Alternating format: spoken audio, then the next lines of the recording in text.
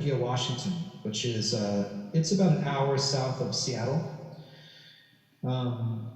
So we are in the dreary and cold Pacific Northwest, although now in high summer, it's actually been extremely hot the past couple days. It's the same, the same word, of course. And there is a we have our own Mount Olympus in the Olympic Mountain Range, just about an hour's drive to the west.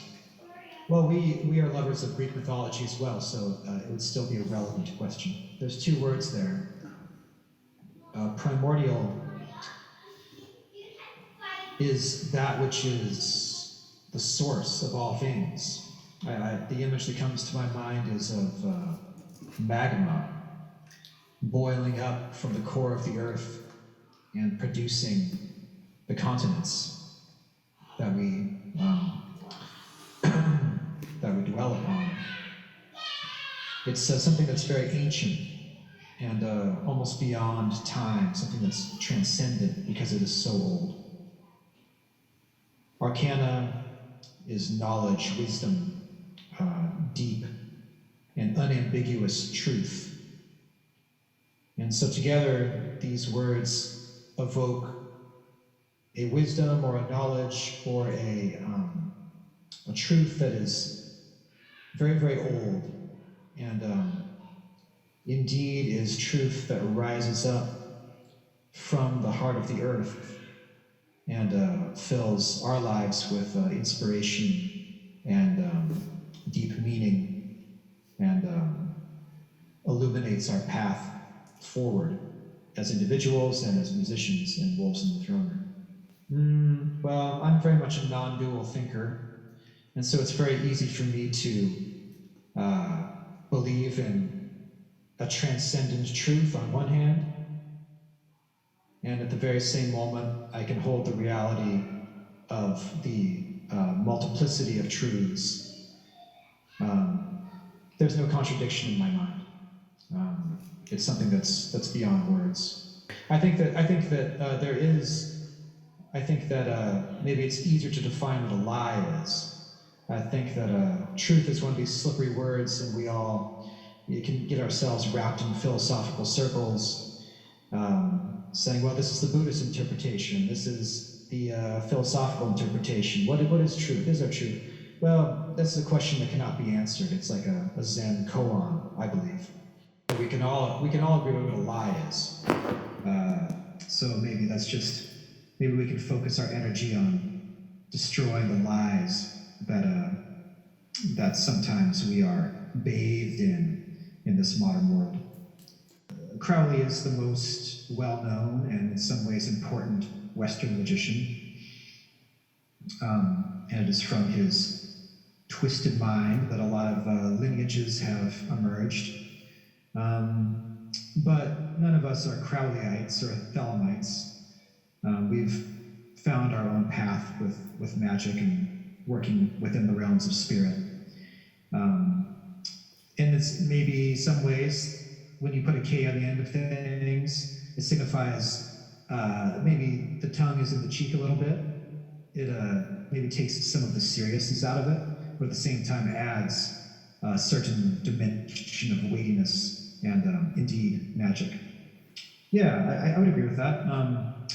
At the same time, I also really appreciate stage magic. Sleight of hand, going back to the earliest human cultures, the shamans are also tricksters. They're also fooling people. When they're performing a spiritual healing and pulling a tumor out of someone's body, it is both a spiritual healing and also very much a magic trick. By palming a chicken gizzard or some other piece of meat and saying, aha, I've pulled out the tumor. When in fact it is nothing more than a trick. But is it? It's also activating forces in the realms of spirit. And so perhaps there's not actually that much of a distinction between the spiritual magic with a K and the magic of a magician pulling a rabbit out of the hat. It's quite literal. The wizard in the video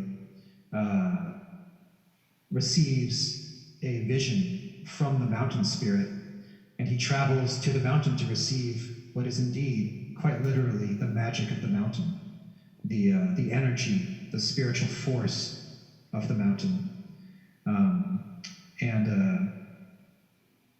We actually intend on continuing the story of this wizard in some of the future videos that we will make. And the orb that he receives from the twisted tree root in the snowy Olympics will make another appearance. I think when you look at a band, let's take a good example. Let me think of a really good example. Let's take Yawning, for instance, who in many ways I consider to be the polar opposite of Wolves in the Throne Room. They seem to want to destroy the universe. They seem to venerate an energy of destruction and chaos, and I do not think that it is an act for them.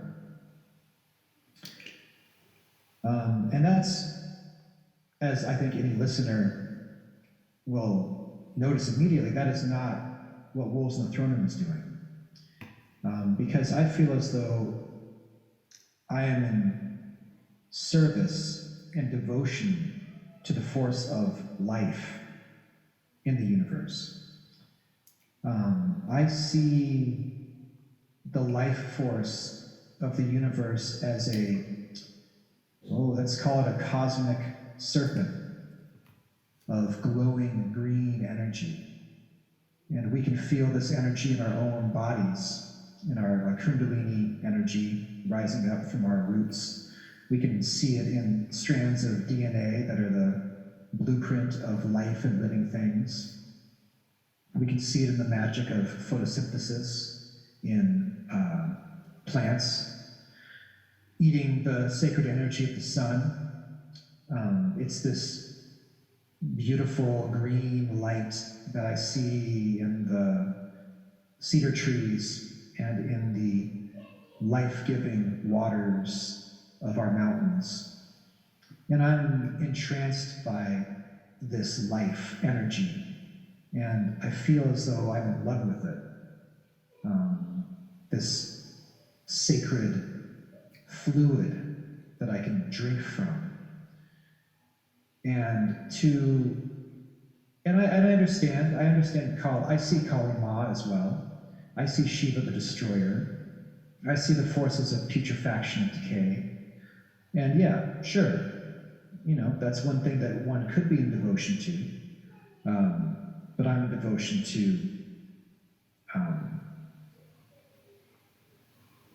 life, to living, and evolution. Well, I mean, this notion that humans are a cancer on the earth, I felt that way too, but I was, I don't want to denigrate other artists or the visionaries, but I was, I think, maybe 15 years old when I held that belief very strongly. It's a simplistic and very dualistic view, and is deeply entrenched in concepts of right and wrong and good and evil, and humans are this, humans are not that, the earth would be better off, things would be good if humans were negated. And this sort of dualistic thinking, this sort of more simplistic understanding of good and evil is, I don't know, maybe a bit of a joke for me at this point in my life. And of course, I think that any thinking person can see the irony in a black metal band saying, we want to negate good and evil, and then at the same time making a very moralistic judgment that humans are a cancer on the earth that should be removed. It's a worldview and a philosophy that I think is quite incomplete, immature, and ultimately unworkable.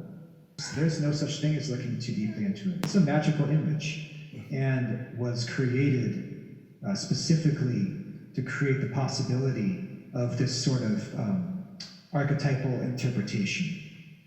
And yeah, it's funny that you mentioned the Last Supper. which is a painting that's very mysterious and filled with infinite symbology, and is a mirror to our own psyches and our inner spiritual world. And indeed, that was the inspiration for the form of this photograph, was medieval and Renaissance. And the knife, yeah, it's funny. I'm looking at an image right now on my cellular device. Indeed, and that knife is charged with magical energies. It has sigils wrapped into the hilt of it, hidden underneath the wrapping. Yeah, of course, the skull does evoke light and life in a way that one wouldn't expect. Yeah, well, I honor our friend. All of the items that you see on the altar, with the exception of the dragon's foot, are things that we brought from our own personal altars. These are all things that are, in our studio, on our altar in our studio, or from our personal altars at home. Some of the things are from our ancestors, from my parents. These are all sacred things. But Amjad Faur, the photographer, arranged everything. And that's, I think, why it resonates so strongly, because it's a combination between things that are actually very meaningful to us and have personal power and significance, with Amjad's skill as a still life photographer, who is very much influenced by medieval iconography, and of course the Dutch masters was a reference that we spoke about when we were taking this photograph. For us, the recording is ritualistic in that we are drawing up energy from the center of the earth. We're drawing down energy from the stars and the sun and the moon. And yes, here we are in the middle as the human being, as the mediator, the meeting point between these infinite powers and sources of vision. I think that people oftentimes have, maybe coming from the Catholic Church, it's very somber and very serious, and if you do it wrong, you will go to hell and the eternal torment, and the demons roasting you on a spit, we're pagan people, and so we like to hold things a bit more lightly, and always remember the humor and the joyousness that is at the heart of what we do. We're not here to moan and groan and mope around and be tormented by some jealous Father God. No, we're here to celebrate and to revel in this human life.